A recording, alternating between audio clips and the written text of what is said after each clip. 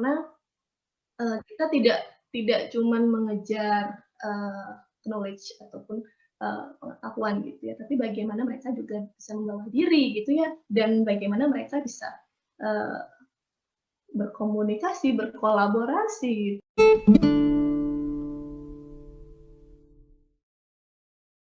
Mana, Lek? Sehat, Lek? Sehat. Gimana, Azam? Hah? Azam? Ya, sehat. Kita Homeschooling? homeschool, belum sekolah. Masih 2,5 tahun. Wah, kita terakhir ketemu tuh pas itu ya, di tempatmu ya. Apa? Pas aku ke ITERA waktu itu, 2019. Iya.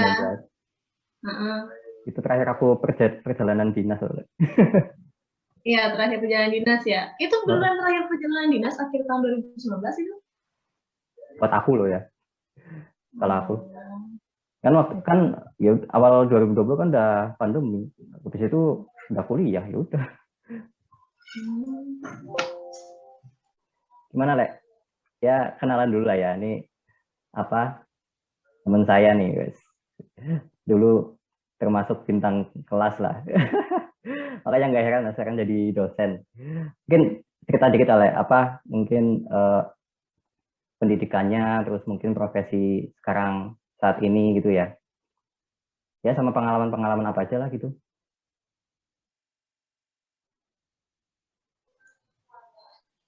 Ya, perkenalan dulu kali ya. Ya. Oke. Jadi sebenarnya jadi teman datang itu jadi salah satu latar belakang juga ya dengan background saya sendiri gitu ya. Saya nama lengkapnya Lea Kristi Agustina, biasa dipanggil dengan Lea. Kalau pendidikan ya latar belakangnya sama dengan saudara Danang, sama-sama S1 Teknik Geodesi Undip, lalu S2 melanjutkan di Teknik Kilematika UGM, dan sekarang kandidat doktoral di Teknik Geodesi dan Geomatika ITB. Oke, kalau untuk profesi untuk sekarang saya bekerja di ITERA, Institut Teknologi Sumatera, tetapi di Lampung Selatan, sebagai staf pengajar di program studi teknik geomatika. Nah, kalau untuk keahlian ataupun konsentrasi ya biasanya kan ada kelompok keilmuan seperti itu. Saya di kelompok keilmuan kalau di ITERA itu ada geoinformatika dan kadaster. Jadi saya lebih kepada geoinformatika. Lebih spesifiknya sih geovisualisasi. Nah, kalau pengalaman saya terkait dengan konsentrasi saya gitu ya dengan ranah geovisualisasi ataupun informatika dalam seminar, sebelumnya pernah mengikuti seminar di Asosiasi Kartografi Indonesia, itu saat itu di Jogja. Mempresentasikan terkait dengan penelitian saya terkait dengan geovisualisasi degradasi lahan gambut untuk studi kasisnya di daerah Muara Kampar. Kemudian untuk seminar lainnya mungkin di Ecositar di ITERA, kemudian Iconstar di Makassar, itu terkait dengan penelitian yang terkait dengan kebencanaan, yaitu mitigasi rawan longsor ya waktu itu. Jadi bagaimana mitigasi jalur evakuasi gitu ya dari itu lebih ke peta hasil ya, lebih ke sana. Kemudian untuk penelitian tidak terlalu banyak ya, karena saya juga masih baru ya di kalangan sebagai peneliti usia dosen. Mungkin pengalaman sebelumnya pernah sih ikut meneliti di Oma Cipta Jogja, jadi itu lebih ke social mapping, jadi malah bukan ilmu geodesi ataupun geomatika banget gitu ya, tapi lebih ke sosial, bagaimana survei lapangannya lebih kepada melihat masalah sosial. Jadi pemetaan sosial itu agak berbeda gitu ya, beda jauh lah dengan pemetaan spasial yang biasa kita lakukan. Itu sempat 2 kali ya, waktu itu di Prabu Muli, Sumatera Selatan, dan di kota Jambi, dan kebetulan saat itu juga kembali pulang ke Jambi ya, karena saya kan berasal dari kota Jambi, jadi sempat jadi penelitian sekalian mudik gitu ya, jadi itu jadi suatu momen yang dimanfaatkan dengan efektif menurut saya, jadi penelitian sekalian pulang. Setelah di ITERA ya? Yang social mapping setelah itu di ITERA. Kalau untuk penelitian sebagai dosen ya dengan dana hibah dari Kemenristek juga sempat dapat dengan skenario Simultamas itu tahun 2019. Dan itu terkait dengan mitigasi bencana, yaitu longsor. Bencana apa? Tanah longsor khususnya di kota Bandar Lampung. Oh, ya. Oke. Berarti udah lumayan tuh. Jadi dosen kan tahun berapa? 2017. 2017 tuh statusnya apa waktu itu di ITERA? Dosen, tapi dosen ini ya non PNS. Iya. Habis itu? Dosen tetap non PNS ya. Setelah itu gimana prosesnya? Nah, prosesnya sih sebenarnya 2018 itu awal ya. 2017 awal bulan Februari itu saya diterima di ITERA sebagai dosen non PNS. Kemudian di tahun 2018 itu kebetulan ada pembukaan PNS, tapi untuk slot dosen teknik geomatika diambil satu orang gitu ya. Saya mencoba waktu itu, tapi karena diambil satu orang, yang diambil ada teman juga yang mendaftar gitu ya, dan diambil teman itu untuk diterima di ITERA. Nah, tahun 2019 nyoba lagi gitu ya. Akhirnya waktu itu 2019 lumayan besar ya kuota untuk ITERA sendiri, penerimaan dosennya sangat besar gitu ya waktu itu. Jadi saya mencoba lagi tahun 2019 dan syukurnya diterima di kuota PNS di tahun 2019. Jadi 2019 itu diterima PNS, jadi masih CPNS ya waktu itu. CPNS di ITERA sebagai dosen teknik geomatika, kemudian harus latsar gitu ya.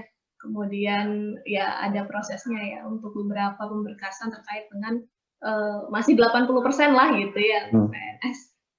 Nah, jadi untuk mengejar 100% PNS itu baru di pengambilan sumpah di awal tahun 2021 kemarin itu baru pengambilan sumpah. Jadi memang panjang dari CPNS jadi PNS gitu ya. Baru awal tahun ya PNS-nya? Awal tahun ini? Nah, sebenarnya untuk SK itu tahun 2020, tapi pengambilan sumpahnya sekaligus ya dengan teman-teman yang lain karena pandemi. Dan tahun 2019 ITERA cukup banyak menerima dosen PNS. Tidak semuanya bisa latsar lebih cepat. Akhirnya kan latsarnya di tahun 2020 dalam jumlah yang sangat besar ya. Jadi kita menunggu semua gitu ya. Menunggu semua selesai latsar dengan prosesnya masing-masing dan pemberkasannya. Ya akhirnya di awal tahun ini baru pengambilan sumpah secara serentak gitu. Yo, mantap loh, udah PNS berarti ya, maksudnya dengan usia yang sangat muda gitu, kan nggak banyak juga kan dosen-dosen muda yang bisa dapat kesempatan itu gitu. Kita juga udah pernah bahas itulah. Kan dulu kan kalau nggak salah dulu kamu waktu setelah lulus S1 langsung ambil S2 kan? Sempat kerja sih. Oh iya, gimana? Nah, waktu itu kan di CV Aerovisi Utama. Oh iya ya, bukan di Aerovisi. Jakarta Selatan. Oh iya, aku lupa. Sempat beberapa kali. Iya. Maksudnya nggak antara lulus S1 sama mulai masuk S2 itu kan nggak terlalu lama ya? Iya. Nah, itu waktu itu emang udah ada cita-cita jadi dosen? Belum terbayang sebenarnya mau ngambil kuliah S2 dan menjadi dosen ya. Dulu masih mikirnya sih kayaknya lulus S1 bisa langsung kerja nih gitu ya. Dulu sih pikirnya langsung mengumpulkan pundi-pundi gitu ya, nggak mikir kuliah lagi sebenarnya. Jadi untuk cita-cita sebagai dosen itu sebenarnya ya saat mencoba mendaftar beasiswa malah. Jadi waktu itu mau daftar S2, berpikir untuk S2 ini agak sulit nih kalau dibebankan orang tua yang akhirnya menanggung biaya kan seperti itu. Jadi membuka informasi saja gitu lah, bisa pakai beasiswa apa nih kalau misalnya mau lanjut S2 gitu. Entah kenapa saya ngerasa lulus S1 tuh kok kayaknya masih kurang ya belajarnya, aku masih nggak tahu aku mau ngapain gitu. Kayak masih belum bisa ngambil keputusan gitu ya, belum banyak pilihan dan seperti kayaknya masih belum dewasa deh gitu. Jadi kayaknya sambil mencari apa yang sebenarnya yang ingin aku lakukan, lebih cocok kuliah lagi gitu sambil benar-benar tahu gitu ya yang mau dilakukan apa. Jadi sebenarnya tuh awalnya emang agak bingung lulus S1 gitu ya.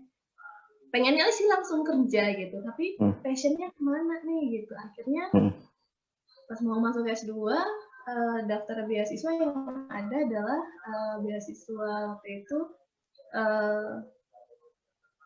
beasiswa calon dosen, calon baru PDN dalam negeri.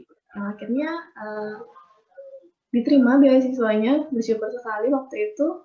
Karena kalau misalnya beasiswa nggak diterima tapi UGM-nya diterima gitu ke S2 tuh ya berat sih. Nggak mikir gitu ya. Jadi saya berbicara ke orang tua. Pak, jadi pengumuman S2 dulu yang diberikan gitu ya, pengumuman S2. Tapi beasiswanya beberapa waktu setelahnya. Tapi orang tua bilang, udah berangkat aja ke Jogja. Jadi ceritanya udah pulang yang Jambi. Udah berangkat dulu aja ke Jogja. Masalah nanti diterima atau enggak, kita belum tahu, tapi kamu berangkat dulu aja. Jadi bapak tuh meyakinkan gitu ya. Pergi dulu aja gitu. Nanti nggak usah khawatir untuk yang lainnya gitu. Dan bersyukurnya langsung keterima dan ya anugerah sih buat saya, dan akhirnya bisa menyelesaikan S2 dan balik lagi dengan komitmen awal gitu bahwa mau mengabdi nih jadi dosen saat itu. Ya, ini menarik sih, maksudnya mungkin nggak banyak ya di antara kita juga mungkin yang senang belajar atau mungkin lulus S1 aja buat ya sebagian orang tuh udah cukup gitu ya. Habis itu tujuannya ya lebih ke finansial kan, tapi kan mungkin Lea beda ya, emang ada passion di situ ya. Jadi kalau dari Lea sendiri tuh belajar dari seseorang nggak yang jadi dosen juga gitu, mungkin ada dosen yang menjadi sosok yang dicontoh sama Lea gitu? Banyak sih sebenarnya. Saya senangnya di ITERA ini sebenarnya masih kerjasama dengan ITB gitu ya, Institut Teknologi Bandung. Dan itu kesempatan yang luar biasa sih menurut aku ya. Sebelum di Undip, S2 di UGM gitu, saat bekerja di ITERA gitu ya, banyak koordinasi dan komunikasi dengan dosen gitu ya. Yang sebelumnya saya melihat institut itu masih asing ya, karena menurut saya di kita kan universitas tingkat pertama udah megang alat gitu ya, udah praktikum gitu. Nah di institut agak berbeda karena tahun pertama di kurikulumnya adalah TPB gitu ya, dan sisa 3 tahun sisanya baru masuk prodi gitu. Jadi mahasiswa kenalan dengan prodi itu di tahun kedua gitu. Nah gimana nih 3 tahun ya, waktu yang 3 tahun itu bisa maksimal gitu ya. Nah itu saya belajar banyak sekali dari dosen-dosen yang senior yang itu sudah berpengalaman di institut ITB itu ya. Jadi kalau untuk banyaknya dosen yang membuat saya belajar banyak sekali, salah satunya tuh Pak Dudung gitu ya. Oh, Pak Dudung. Ya. Pak Dudung, karena beliau karena pandemi ya online ya untuk koordinasi ataupun perkuliahan. Tapi sebelumnya dia sering sekali main ke Itera gitu ya, dan berkoordinasi terkait bagaimana menjalankan rencana dari silabus untuk perkuliahan gitu ya. Kemudian bagaimana komunikasi dengan mahasiswa dan kelasnya, dan Pak Dudung gitu ya, karena itu kan untuk mata kuliah yang ini ya, saya itu ada 2 mata kuliah yang tandem lah istilahnya, jadi tim teaching dengan beliau. Gak cuma Pak Dudung sih, untuk mata kuliah lainnya juga dengan Pak Andri Hernandi itu terkait dengan, kebetulan walaupun aku di Geoinformatika sebelumnya mengajar di pemetaan dasar dan pemetaan terestris. Nah itu ekivalennya samalah dengan IUT 1 dan IUT 2 ya, samalah dengan ilmu ukur tanah. Jadi memang karena komunikasinya di situ dosen tim teachingnya dengan dosen ITB, jadi saya juga banyak belajar di situ ya. Apalagi online seperti ini, wah itu jatuh bangun ya, mau mengajar yang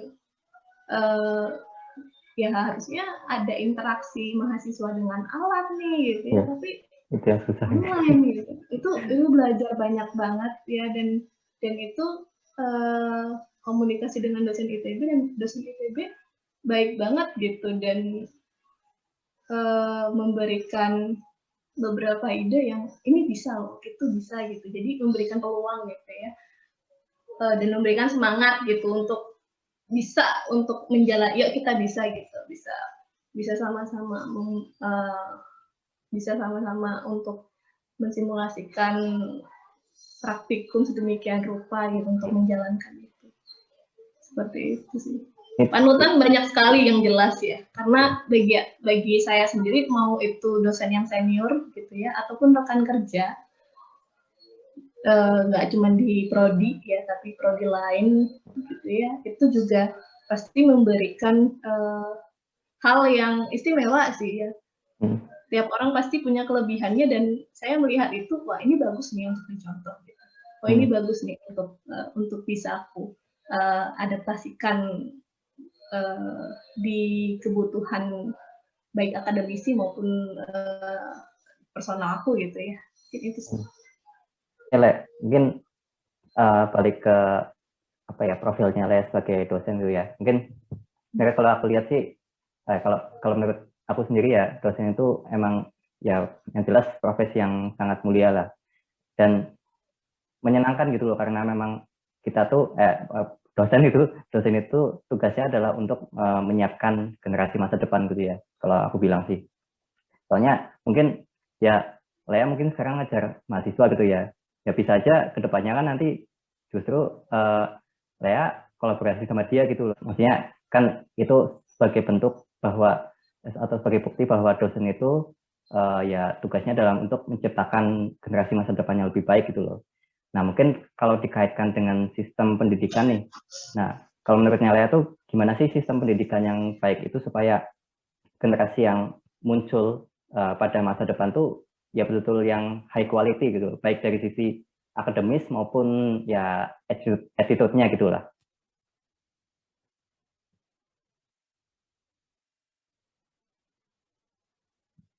Halo?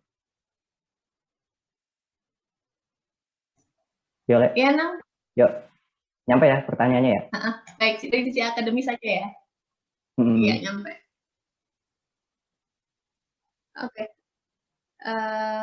Terkait dengan pendidikan ataupun bagaimana nih outputnya nanti mau mencetak gitu ya, mau menghasilkan gitu ya lulusan. Nah kalau dari saya sih khususnya untuk bidang geospasial ya, yang saya tekuni gitu ya, yang saya kenal gitu ya sejak belia gitu.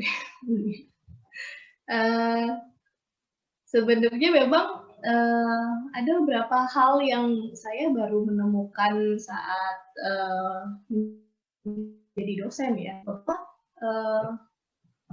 posisi saya sebagai dosen itu memang di pendidikan tinggi, gitu ya. Sebelum pendidikan tinggi itu pasti mereka sudah punya pendidikan sebelumnya ya. Ya. Dasar, menengah pun ada pertama maupun menengah atas gitu ya. Baru dia masuk ke pendidikan tinggi, yaitu disinilah perguruan tinggi itu menghasilkan gitu ya, menghasilkan yang outputnya adalah SDM gitu ya, yang profesional gitu.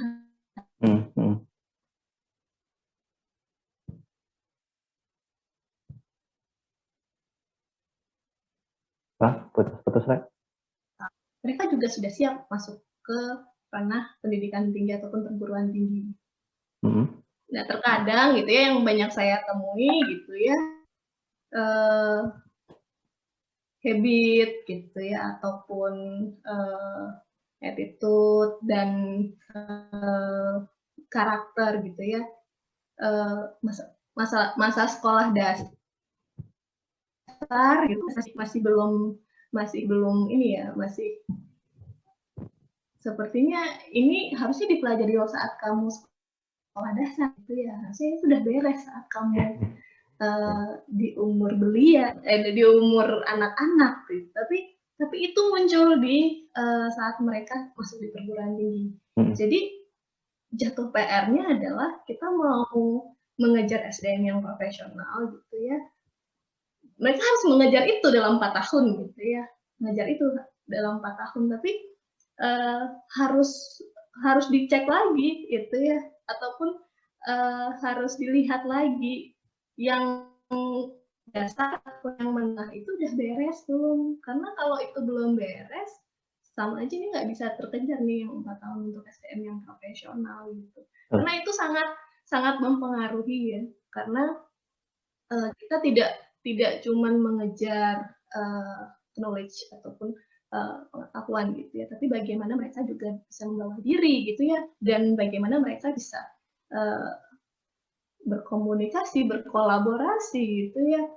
Bukan sekedar SDM yang paham ataupun yang berwawasan, tapi wawasan itu tidak dipergunakan dengan maksimal kan juga itu yang menjadi karakter karakternya harusnya juga perlu didukung dengan karakter yang baik. Nah itu sih yang PR-nya mungkin kalau ya memang PR-nya jadi besar ya. Kok harusnya di perguruan tinggi itu jadi dosen tuh ya udah gitu ya, cuman menambah pengetahuan yang skup kecil gitu, seperti itu ya. Yang skupnya tuh semakin meruncing dan menajamkan. Jadi harusnya di perguruan tinggi ya sudah untuk mengasah ataupun membentuk pola pikir gitu. Jadi bagaimana berpikir kritis kan sebenarnya seperti itu ya. Bagaimana berpikir kritis, bagaimana kalian bisa memiliki pengetahuan dan itu bisa kalian pikirkan sedemikian rupa. Sebenarnya terkait dengan mengasah ini berpikir kritis untuk di perguruan tinggi. Tapi memang ya itu ada PR lainnya, karena ada beberapa yang saat mereka masuk perguruan tinggi gitu ya, pendidikan dasar ataupun pendidikan yang harusnya itu udah beres di umur remaja gitu ya, di umur dewasa itu masih jadi PR gitu. Ya, itu sih. Jadi ya karena ya kalau di dunia kerja emang nggak cuma IPK gitu yang berpengaruh. Bahkan untuk ya kalau menurutku sendiri ya untuk profesi dosen pun nggak cukup hanya IPK tinggi gitu, karena dosen kan nantinya juga harus kolaborasi, harus tadi juga ada pengabdian masyarakat juga. Kalau misalnya ya social skill-nya minus ya kurang juga kan ininya. Nah kalau tadi kan ada ketika ada permasalahan kayak gitu ya, maksudnya ketika mahasiswa itu masih belum selesai ya untuk perkembangan dirinya gitu ya, soft skill-nya lah, kita anggap soft skill-nya gitu ya. Nah, kalau dari Lea sendiri, treatment-nya apa gitu untuk mahasiswa dengan ya tipikal yang begitu? Apa ya?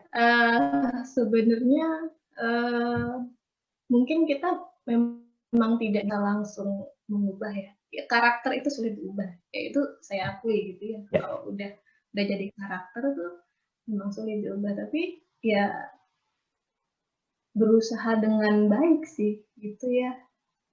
Walaupun waktunya cuma sebentar, walaupun interaksinya interaksi dosen mahasiswa itu tidak sering orang tua dan anak ya.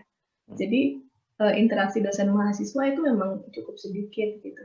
Tapi ada hal yang menjadi apa ya namanya kerinduan ya gitu ya. Ada hal yang ya saya ingin anak-anak saya gitu ya, anak-anak yang saya bimbing ataupun saya dampingi itu memiliki sense ya ataupun memiliki karakter yang baik gitu ya, dan bagaimana mereka bisa akhirnya SDM profesional gitu ya, yang benar-benar yang holistik gitu. Harapannya memang seperti itu. Jadi treatmentnya ya kita tahu waktu kita terbatas, kita tahu waktu interaksi kita juga sedikit gitu ya. Jadi ya itu bagaimana akhirnya kita tuang dalam kurikulum, baik itu dengan project based learning gitu ya, ataupun dengan beberapa jadi sekarang kan banyak sekali ya tipe-tipe pembelajaran ya, yang itu jadi ada yang itu ditekankan pada student center ya, maksudnya di mana student itu menjadi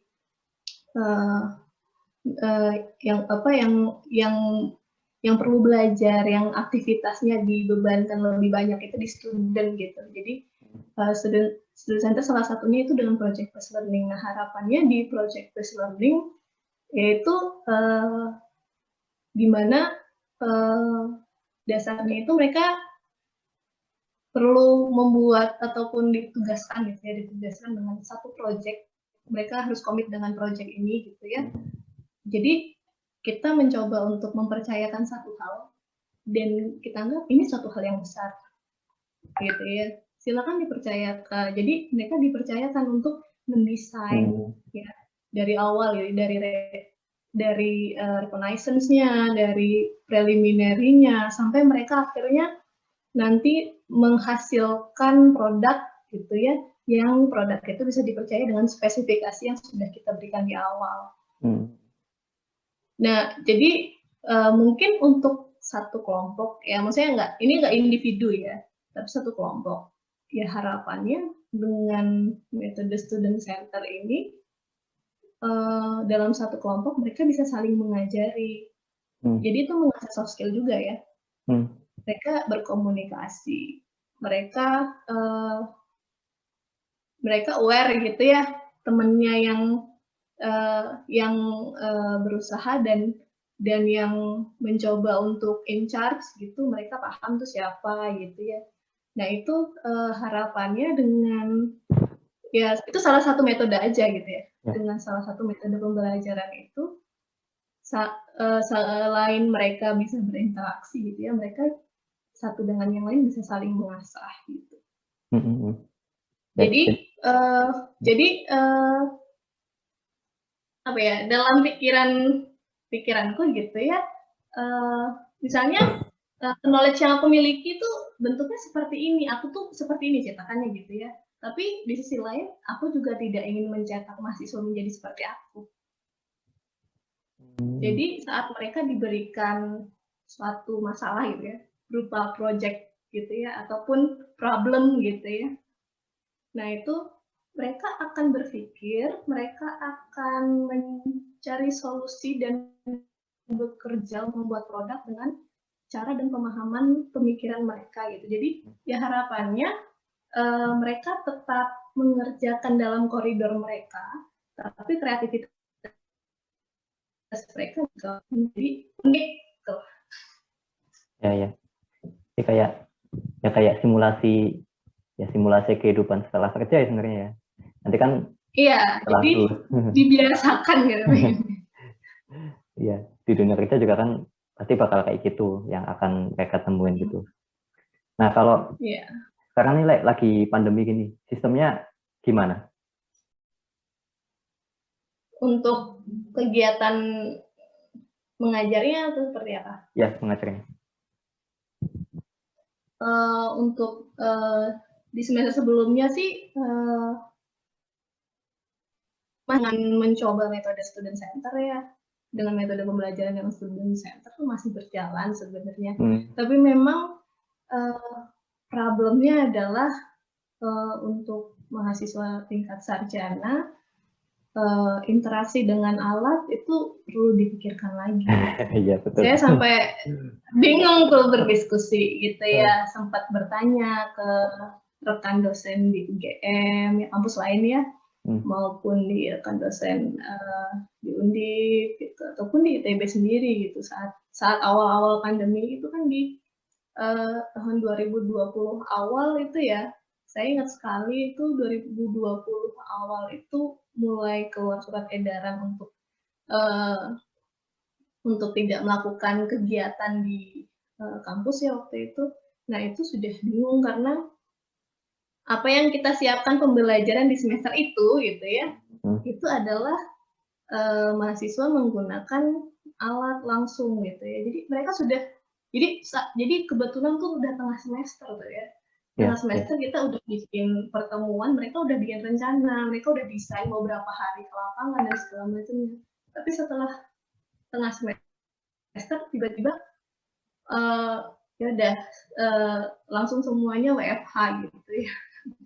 Jadi dosen-dosen langsung WFH semuanya. Jadi wah itu dalam yang kita persiapkan kurikulumnya seperti itu langsung ya, wah gimana ini, bingung juga gitu. Dan akhirnya penerapannya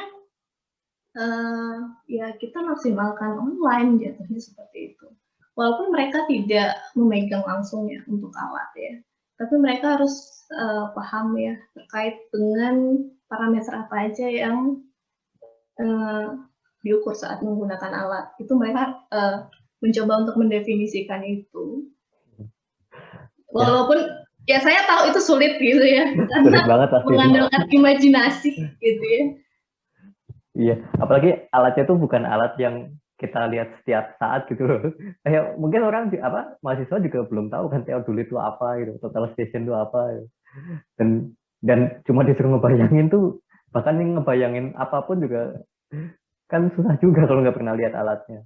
Iya, benar sekali. Itu memang sulit gitu, dan akhirnya untuk beberapa simulasi kita buat online. Nah, berharapnya untuk beberapa angkatan ini ya, kedepannya itu kondisi pandemi akan membaik gitu ya. Jadi kita ingin saat pandemi ini semakin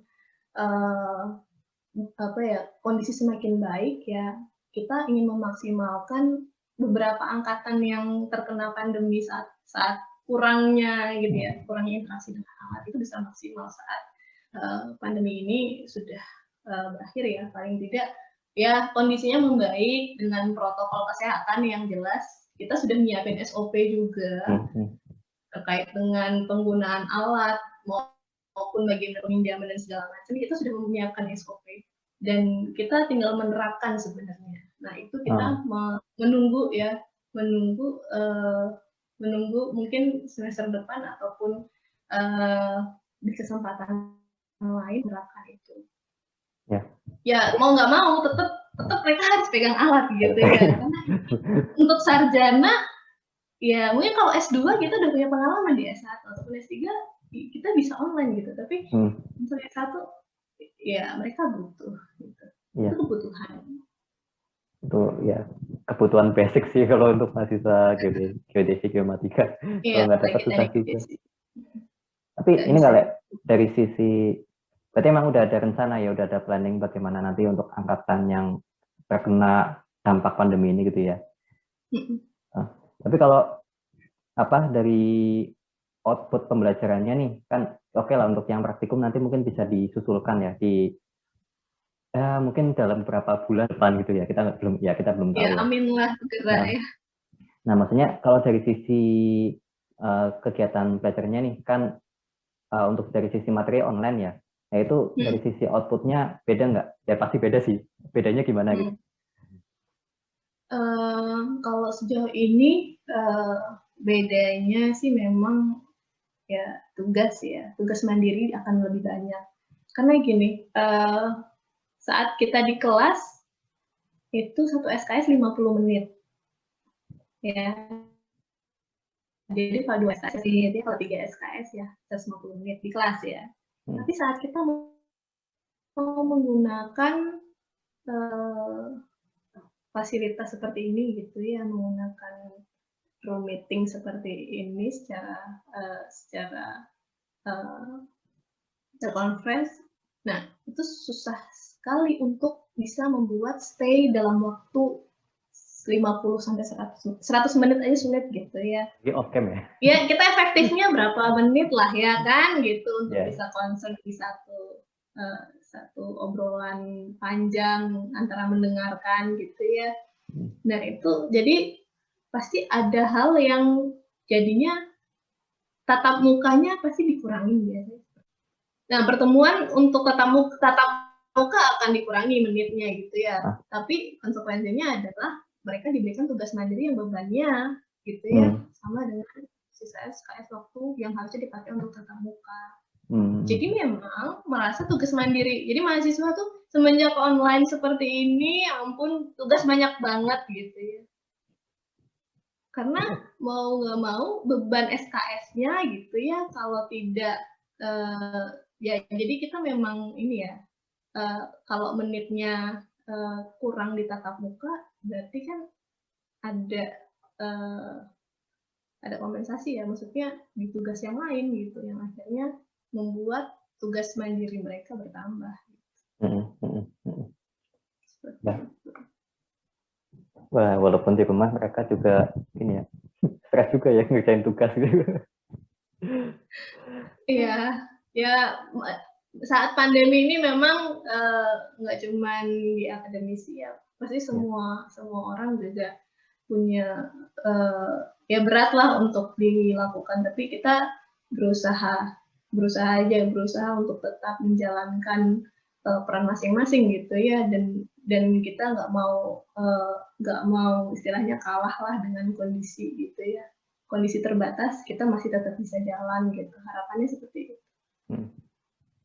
Ya, mungkin dengan tugas mandiri tadi malah mahasiswanya bisa eksplorasi lebih jauh ya, mungkin ketika di kampus ya biasanya mungkin ya hanya sebatas dengerin dosen, kemudian ngerjain tugas adanya ya, kali ya dengan tugas mandiri ini dia bakal lebih ya, dengan pastikan semuanya pasti jadinya punya internet kan, pasti bakal lebih banyak eksplorasi di situ gitu ya, mungkin sisi positifnya itu. Iya, harapannya.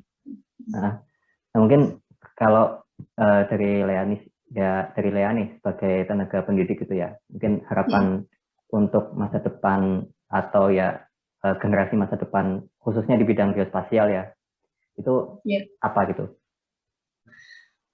Jadi untuk harapannya di bidang geospasial khususnya di Indonesia ya, baik itu kebutuhan di industri maupun kebutuhan di ekonomi, sosial budaya, dan aspek lainnya, itu sangat membutuhkan ya intinya geospasial sangat berperan gitu ya dalam aspek-aspek tersebut. Dan banyak hal yang perlu dieksplorasi untuk kita sebagai bagian dari negara Indonesia ya, Indonesia kepulauan ya, kemudian secara geografis strategis sekali gitu ya, banyak sekali yang perlu kita gali, perlu kita teliti untuk kita semakin mengenal Indonesia itu sendiri dari kacamata keahlian kita yaitu geospasial. Nah, itu sebenarnya banyak PR sekali gitu ya, kebutuhan masyarakat sangat tinggi dengan SDM-nya geospasial. harapannya baik di pulau manapun ya, Jawa ataupun saya sendiri di Sumatera gitu ya, kebutuhan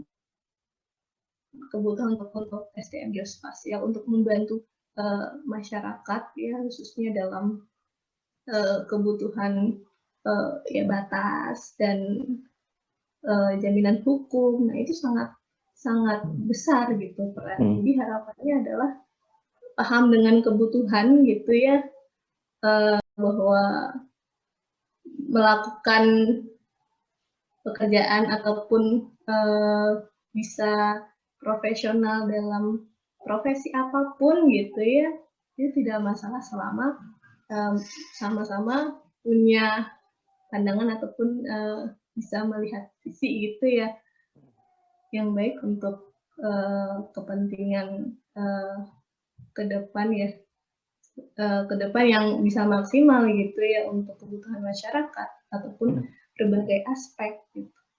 Seperti itu. Ya mungkin untuk sekarang tuh kemarin saya juga habis nonton Countdown to Mars tuh ya. Apa? Untuk Countdown to Mars yang itu versi. Ya. Ya harapannya sih nggak cuman di planet kita gitu ya.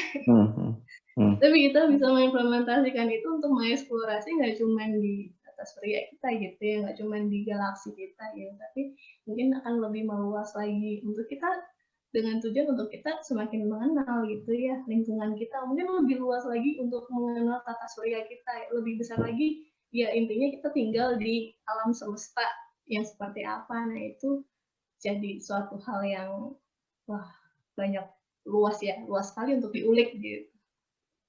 Dan perjalanan panjang ya, Le. Ya kita juga ya kita tahu lah, maksudnya geospasial itu penting banget ya untuk berbagai macam ya termasuk dengan kebijakan strategis. Tapi emang dengan ya kita bisa lihatlah kalau universitas atau perguruan tinggi yang ada teknik geodesi, geomatikanya itu juga tidak terlalu banyak kan. Ini juga tantangan juga buat ya pendidik di bidang geodesi khususnya sih. Kalau geospasial kan nggak cuma geodesi ya. Iya. Nah, kalau dari cita-cita pribadinya Lea nih sebagai dosen ya entah itu untuk pribadi atau untuk institusi gitu ya. Ini mungkin bisa di-share gitu, apa impiannya gitu atau cita-citanya gitu. Oke, cita-cita terkait dengan tempat aku bekerja ataupun aku pribadi ya. Nah, kalau dari aku sendiri sih sebenarnya ya pengennya sih berdampak gitu ya. Ya berdampak itu mungkin yang terdekat ya dari mahasiswaku, dari apa yang aku teliti, apa yang aku abdikan kepada masyarakat, seperti itu. Ya harapannya hal ini bisa membangun lingkungan yang friendly gitu ya, yang saling membangun gitu, yang menurutku ya bisa berdampak untuk lingkungan sekitar, mungkin nanti bisa berdampak secara nasional gitu. Lalu nanti ya kita mulai dari hal kecil dan harapannya hal kecil itu akan membuahkan suatu hal yang lebih besar lagi dan bisa membuat kita hidup secara berkesinambungan dengan baik ya di tempat kita hidup gitu ya. Jadi kan ya pepatah kan urip iku rup gitu ya. Ya itu sih sebenarnya cita-citanya memang ya harapannya berdampak gitu ya, ada dampaknya gitu. Dan harapannya dampak itu juga tertular mungkin dari saya ke mahasiswa, tapi mahasiswa itu nanti akan nantinya akan mengambil kebijakan gitu ya, pengabdian masyarakat itu juga mengajak masyarakat lainnya gitu ya. Kemudian untuk penelitian ya ada beberapa hal yang menjadikan ada pengetahuan baru yang akhirnya memberikan suatu peluang yang lebih baik lagi untuk kemajuan pengetahuan dan teknologi, dan semakin banyak yang berpikir ataupun memikirkan bersama gitu ya, itu suatu hal yang memang hari-hari peneliti ya ataupun hari-hari dosen memang seperti itu, tapi harapannya nggak cuman rutinitas gitu ya, nggak cuman ngejar poin atau kum gitu ya, tapi benar-benar itu memang ya ada kualitas gitu ya, ada kualitas ataupun dampaknya juga terasa gitu. Ya itu sih tadi kalau saya bilang nantinya mungkin mahasiswanya ada yang bikin kebijakan atau mungkin mengambil posisi penting kali ya di masyarakat gitu ya. Itulah kenapa aku tuh selalu respect lah dengan profesi guru atau dosen gitu ya. Bahkan aku kalau misalnya ketemu guru atau dosenku tuh masih suka cium tangan gitu, karena emang dampak yang diberikan oleh mereka itu ya luar biasa gitu ya. Dengan mereka mendidik, dengan mereka memberikan ilmu, pengalaman mereka gitu ya. Nantinya itu dampaknya itu sangat luas karena mereka nantinya akan menyebar di masyarakat dan menimbulkan dampak masing-masing itu. Itu yang luar biasa gitu. Oke, Le. Ya. Ada tambahan lagi? Kalau dari aku sendiri ya itu memang gambaran besar ya. Ya itu suatu hal yang ideal, ya maksudnya ideal banget lah gitu. Dan di sisi lain aku pun juga ya masih kurang belajar lah. Aku ngerasa banget masih kurang gitu ya, dan ingin belajar dari siapapun ataupun dari ya itu ya tokoh-tokoh baik yang aku kenal, dosen-dosen di S1 aku gitu ya, dosen-dosen di S2 yang mereka tuh tokoh-tokoh yang sangat mempengaruhi, dan saat ini dengan tokoh-tokoh yang di sekitar aku juga sangat banyak gitu. Jadi semakin banyak sekali yang ingin aku contoh gitu ya, yang itu baik-baik itu banyak sekali yang ingin aku contoh gitu. Itu sih yang membuat aku juga menyadari gitu ya, bahwa ya aku juga butuh belajar sih, ya cuma mahasiswa aku aja gitu ya. Jadi beberapa kali saya masih ingat tuh dengan kuliahnya Pak Harin Taka. Kenalnya Pak Harin Taka? Yo, kenal banget. Ya, terus? Ya, kalau yang kuliah dengan beliau pasti kenal gitu ya. Apalagi nanti bimbingan sama beliau ya. Nah, saat di kelas beliau mengatakan gitu ya, bahwa saya dengan Anda itu sama-sama belajar gitu ya. Ya bedanya saya lahir lebih dulu. Itu masih ini ya, masih tersimpan gitu dalam kepala saya gitu ya, bahwa iya maksudnya saya saat di kelas bawaannya jadi seperti itu. Saya juga mengatakan kepada mahasiswa saya gitu, ya saya di kelas ini saya juga belajar, bedanya saya lahir lebih dulu. Jadi membuat mahasiswa ataupun saya sama-sama nyaman, karena kalau kita menemukan suatu hal yang kurang sesuai gitu, oke mari kita coba cari hal yang benar bersama-sama gitu. Jadi bukan untuk membentuk otoritas yang seperti itu ya, tapi ada interaksi bahwa ya saya juga belajar, Anda juga belajar. Jadi saat Anda saat yang lain menjadi narasumber ya, bukan dosennya, itu malah lebih bagus gitu. Berarti kan progresnya terlihat gitu ya. Ya. Oke, Le. Makasih banget ya, aku benar dapat ilmu banyak, dapat pengalaman banyak. Inginnya nanti sih ya ilmunya nggak cuma sebatas diskusi ini ya, kita pingin. Jadi dulu kan aku juga pernah ngajakin collab riset gitu, jadi ya kapan-kapan mungkin kita bisa ya kolaborasi lagi dalam bentuk yang lain gitu ya, dan aku bisa belajar banyak juga dari Lea gitu, saling sharing ya tadi sesuai dengan ininya tadi yang terakhir disampaikan bahwa kita tuh ya sama-sama belajar aja. Cuma kalau kita kan umurnya sama ya. Tapi tanahnya beda gitu ya. Oke, Le, makasih banyak ya. Makasih banget udah menyetujui untuk diwawancarai ya, ngobrol lah tanpa berpikir panjang. Oke, sukses buat kuliahnya dan mungkin kapan-kapan kita bisa aja kita ngobrol lagi dengan kayak gini dengan topik yang lain gitu ya. Mungkin lebih spesifik ke ya hal yang lain lah. Ya, dengan senang hati lah. Siap. Oke, makasih Le. Yuk, sampai ketemu lagi. Ya.